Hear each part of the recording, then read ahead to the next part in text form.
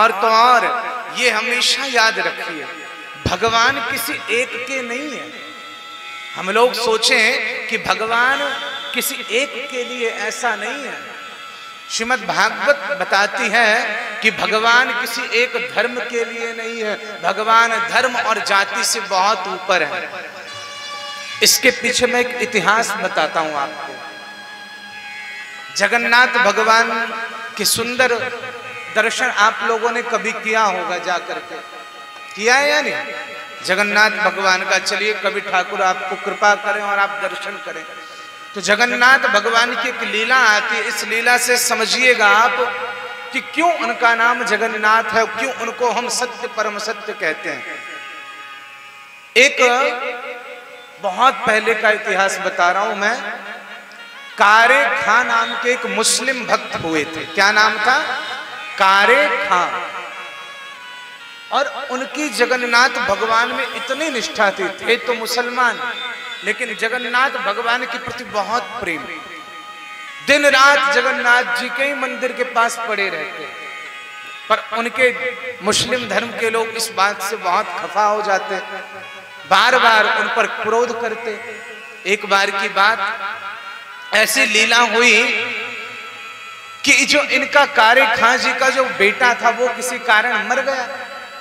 अब कारे खां की पत्नी जाए चिल्ला चिल्ला करके कहने लगे अपने पति से कि बताओ, देखो खुदा नाराज हो गया, तुम खुदा को छोड़ करके इन जगन्नाथ भगवान के चरणों में पड़े रहते हो, खुदा नाराज हो गया, देखो हमारे बेटे को उसने मार दिया खुदा ने।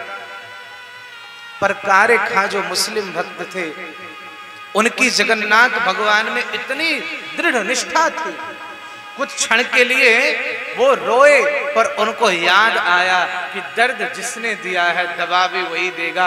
और उसी समय उन्होंने जगन्नाथ स्वामी जी से निवेदन किया कि हे जगन्नाथ, यदि तुम जग के नाथ हो, तुम किसी धर्म के नहीं, किसी जाति के नहीं, धर्म और जाति से ऊपर इस पूरे संसार के नाथ हो, तो हे जगन्नाथ मेरे पुत्र को तुम जीवित कर दो। और उसी समय प्रभु ऐसी लीला करते हैं कि उन मुसलमान भक्त कारे खान का बेटा तुरंत जागृत हो जाता है, जिंदा हो जाता है।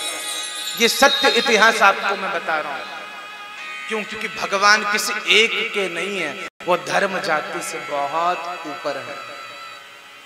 उनके यहाँ कुछ नहीं, जो आए सो पाए, पर हमारी निष्ठा होनी चाहिए।